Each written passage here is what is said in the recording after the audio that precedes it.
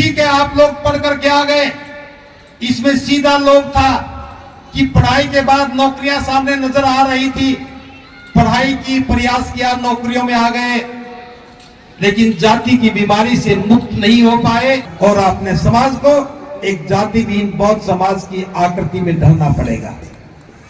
कौन कौन है आप में से जो जाति को तोड़ने का तैयार है? बाबा साहब को भी दुनिया से गए 67 वर्ष हो गए। हमने बाबा साहब की किसी बात को ठीक से नहीं स्वीकार किया। तीसरी पीढ़ी आ गई है बाबा साहब के बाद। तीसरी पीढ़ी भी जाति की बीमारी से ग्रसित है।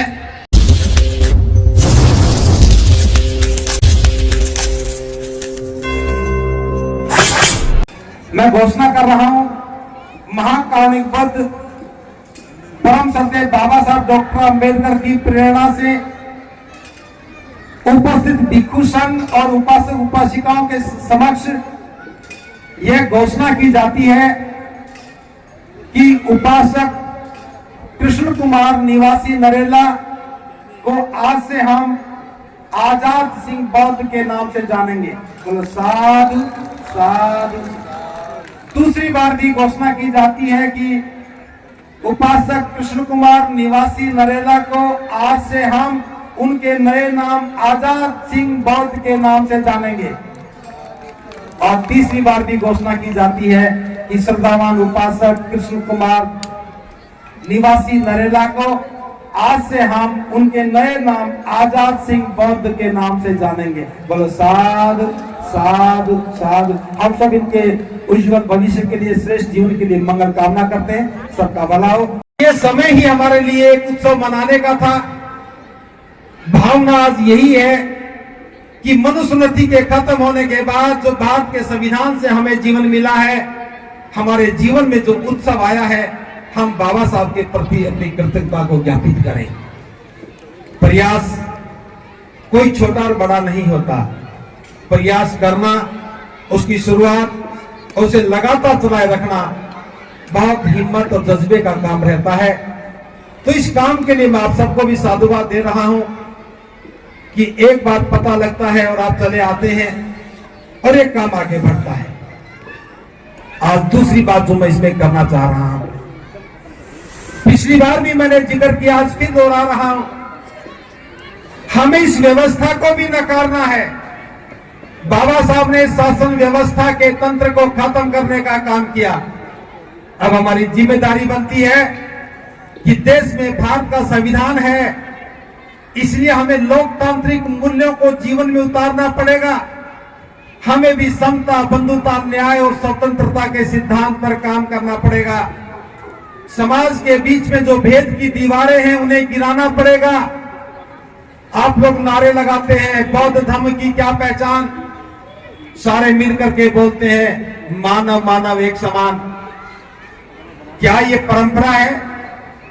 मात्र नारा ही है या कोई सिद्धांत है? अगर ये सिद्धांत है तो हमें मानव मानव को एक समझना पड़ेगा। और एक समझने का अर्थ है आपको मनुस्मृति के आधार पर जो जाति की व्यवस्था थी, उस जाति की व्यवस्था को भी नकारना पड़ेगा, उसे खत्म करना पड़ेगा और अपने समाज को एक जाति विहीन बौद्ध समाज की आकृति में ढलना पड़ेगा।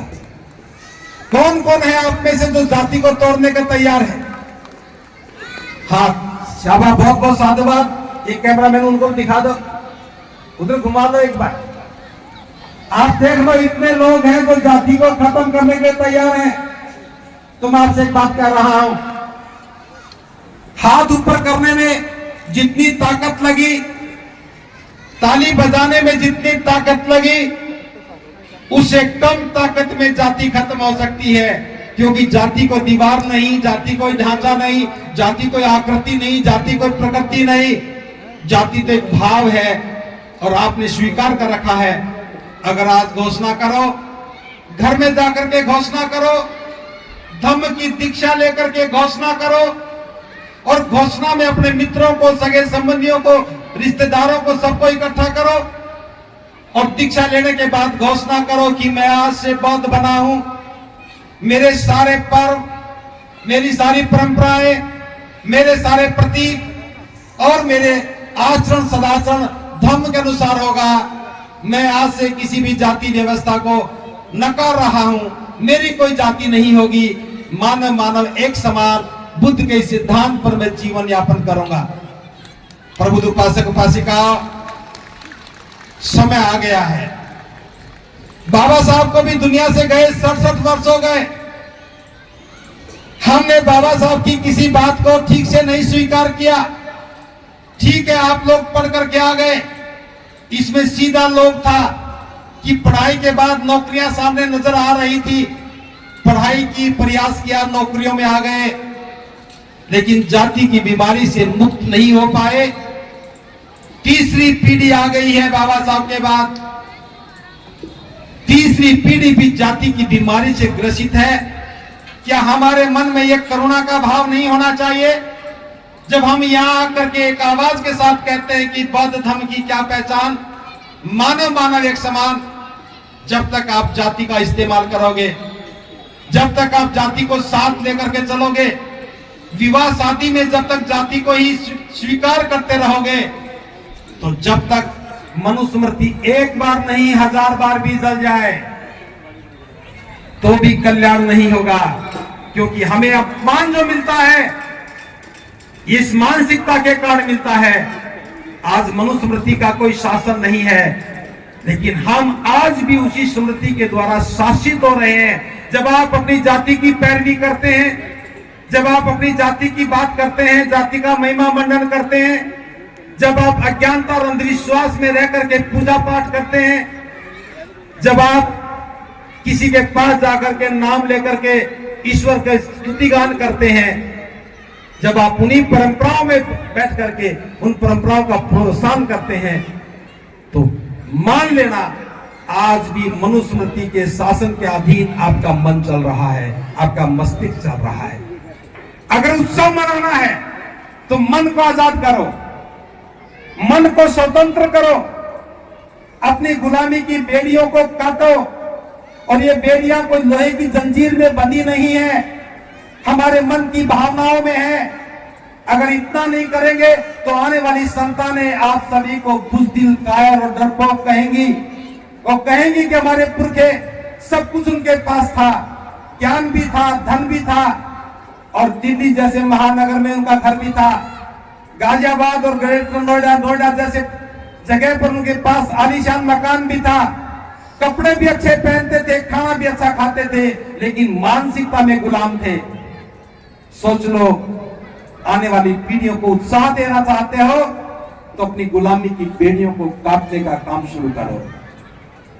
तालियां बजाने में कुछ लोग संकोच कर रहे हैं। मैंने तालियां बजाने के लिए नहीं कहा था, मैंने कहा था जब बात आजादी की आती है तो हम डरने लगते हैं। कभी ऐसा ना हो मैं आजादी की बात करूं, मेरा पड़ोसी नाराज ना हो जाए, आपका पड़ोसी खुश हो जाए, आपको गुलाम देख करके लड्डू बांटने लगे, तो क्या गुलामी स्वीकार करोगे?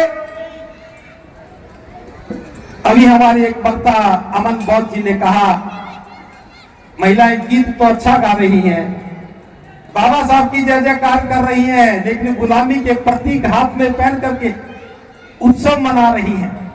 हालांकि मैं ये बात नहीं कहना चाहता था, लेकिन मुझे बहाना मिल गया, सहारा मिल गया। एक और वक्ता दो होती तो हो सकता चुड़ियां सारी निकल जाती। तो मुझे लगा कि कार्यक्रमों में महिला वक्ताओं की संख्या ज्यादा किया करें, क्योंकि हमारी बात तो मानी गई होती तो सबकी चुड़ियां उतर जाती। चूड़ियों की बात तो बहुत दूर, पैर की बिछिया भी नहीं उतर रही, जो दिखती भी नहीं है। मानसिक रूप से आजाद हुए बगैर उत्सव नहीं होगा। और जो पुरुष मुस्कुरा रहे हैं, गुनाहगार तो आप ही हैं। आप प्रशंसा करते हैं चूड़ियां तो अच्छी लगती है, आप प्रशंसा करते हैं कि ये साड़ी अच्छी लगती है, और ये प्रशंसा का भाव ही महिलाओं को गुलाम बनाने के लिए प्रेरित करता है। आप स्वतंत्रता की प्रशंसा करो।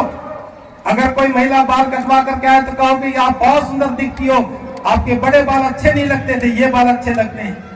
कोई चूड़ी उतारे तो कहो कि चूड़ियां तो गुलामी का प्रतीक थी, अच्छी नहीं लगती थी, आज देखो बिना चूड़ी के आप अच्छी लग रही हो। और मैं उदाहरण दे सकता हूं, अमन जी एक बार आइए। मैं प्रशंसा के लिए नहीं बुला रहा,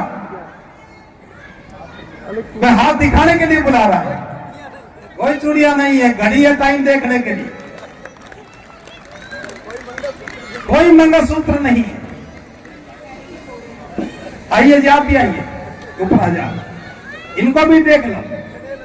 ये स्नेहलता जी हैं, आपके नोएडा से ही हैं। आजादी का भाव अलग होता है, गुलामी का भाव अलग होता है।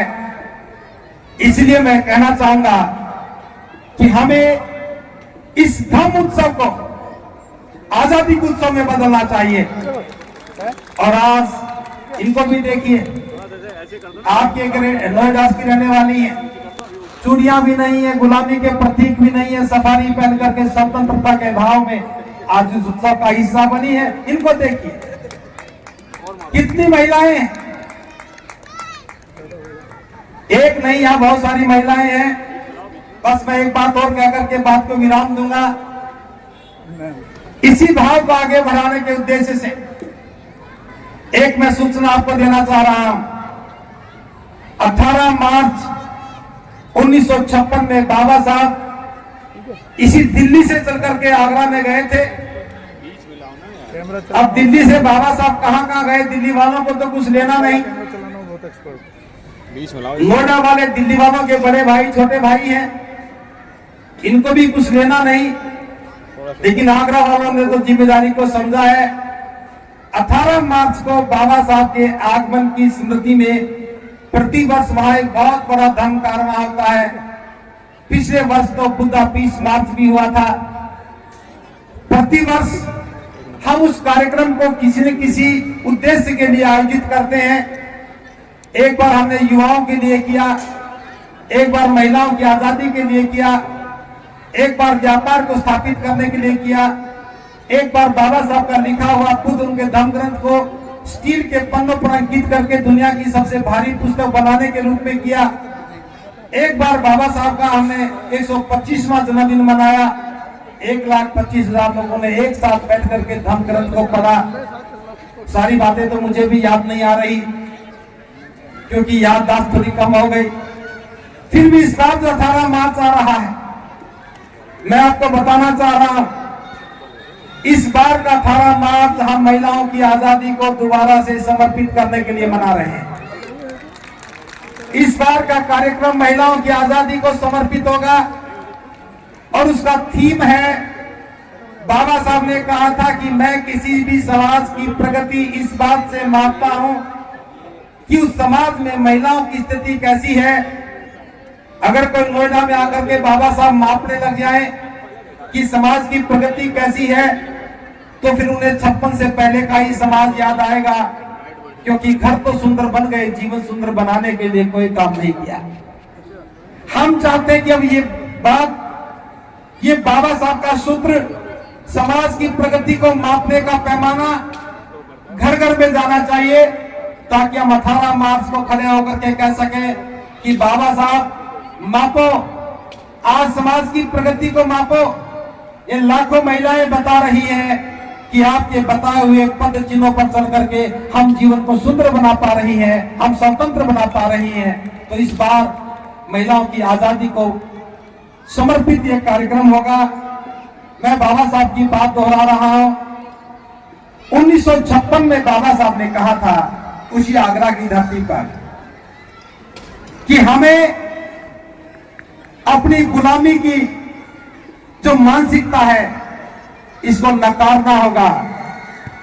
जिन परिस्थितियों ने हमें यहां तक पहुंचाया है, गुलाम बनाया है, हमें उन परिस्थितियों को भी नकारना होगा और अपनी गुलामी की बेड़ियों को काट करके हमें स्वतंत्र होना होगा। और ये बात बाबा साहब ने समाज के संदर्भ में कही थी। महिलाएं भी इसी समाज का हिस्सा हैं। कार्यक्रमों में वो आती तो हैं, लेकिन वो कार्यक्रमों की आयोजक नहीं होती हैं। इस बार का 18 मार्च का कार्यक्रम हम महिलाओं को ही आयोजक बना करके बनाएंगे और उसकी शुरुआत के लिए बता रहा हूं। 4 फरवरी को राजस्थान के अलवर जिले में महिला सम्मेलन आयोजित किया है। वो महिला सम्मेलन इसी तैयारी के लिए होगा कि 18 मार्च में हजारों महिलाएं वहां जा सके, और उसी कड़ी के तहत 7 फरवरी का दिन जो माता रमा का जन्मदिन है, उसी दिन को आधार बना करके उपासिका मीना बद्ध जी जो भी घोषणा करके गई है, कोंडली के डॉक्टर अंबेडकर पार्क में सभी महिला समूहों के संयुक्त प्रयासों से वहां महिला सम्मेलन, बौद्ध महिला सम्मेलन का आयोजन किया जाएगा।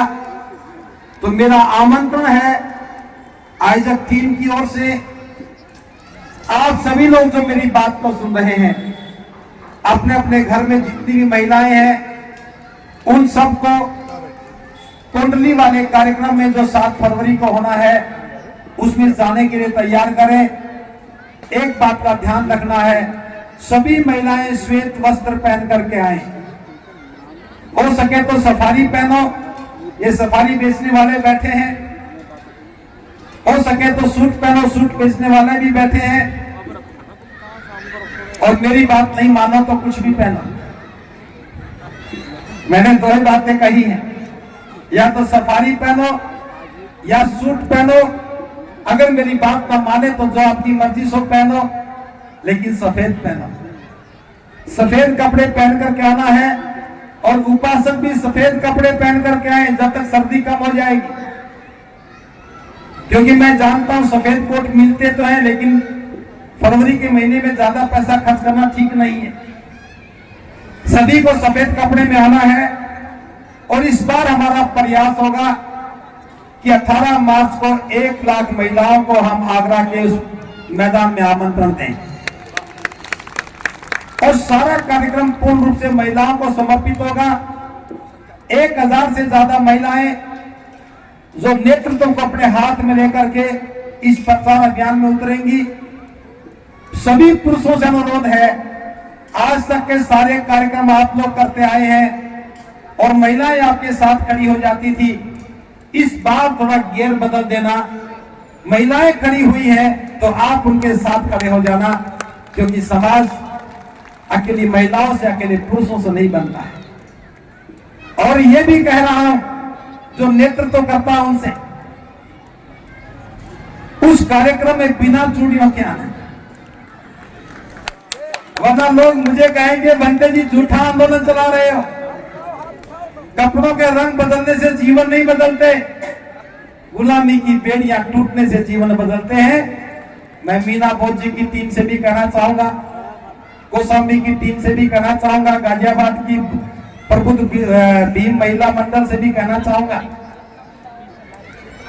चेतना महिला भी एक समूह है। मैं सभी के नाम नहीं जानता हूं, मेरा आमंत्रण सबको है, स्पष्ट है। मेरे से नाम की भी उम्मीद मत किया करो। ये मान लिया करो भंते जी ये भूल गए होंगे, लेकिन आमंत्रण स्पष्ट है। ये आमंत्रण आयोजन का नहीं है, ये आमंत्रण उस कार्यक्रम में भागीदार बनने का नहीं है।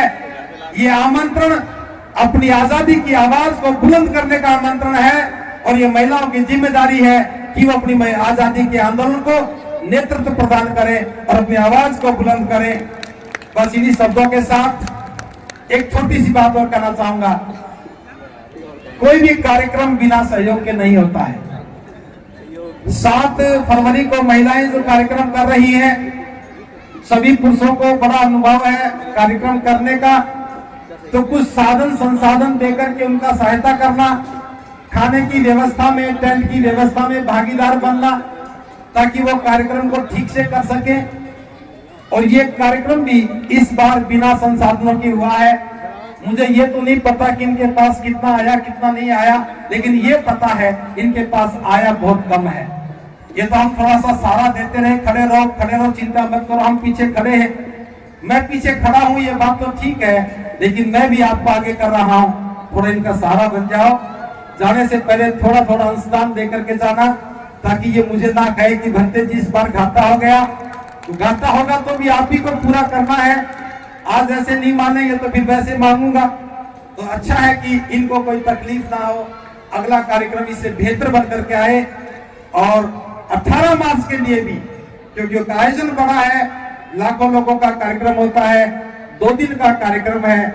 आज से सभी लोग एक मुट्ठी आटा निकाल के घर में रखना, ताकि कार्यक्रम में जाने से पहले हम खाने की व्यवस्था को समुचित प्रबंध कर सकें। और आप पहले भी आप सहयोग करते रहे हैं और उसी सहयोग की कामना मैं करता हूं। एक बार पुनः आयोजक मंडल को सभी को बहुत बहुत साधुवाद देता हूं, विशेष रूप से अपने एसबी आनंद जी को, सुरेश गौतम जी को, शशि भूषण जी को, नरेश जी को, टेंट वाले नरेश जी को, केपी सिंह जी को। मैं फिर कह रहा हूं, नाम की उम्मीद मत करना। और ये टोपी वाले खड़े पर भी प्रदीप जी को, इन सबको बहुत बहुत साधुवाद। प्रदीप मोंग मिशन वाले को, इस सब ने रात को 2-2 बजे तक बैठ करके तैयारियां की हैं। तो मैं बोल दिया सुरेश गौतम जी को, बोले ये सब लोगों ने काम किया है, मुझे भी परेशान किया है, मैं भी साथ दौड़ता रहा, भले कि मैं रात ही को आता था, रात को चला जाता था, मैंने कोई काम नहीं किया। बहुत बहुत साधुवाद देता हूं। इस आयोजन को हमेशा बनाए रखना और किसी भी सूरत में रुकने ना पाए। आयोजक भले ही बदल जाए, कार्यक्रम वस्तु जारी रहना चाहिए।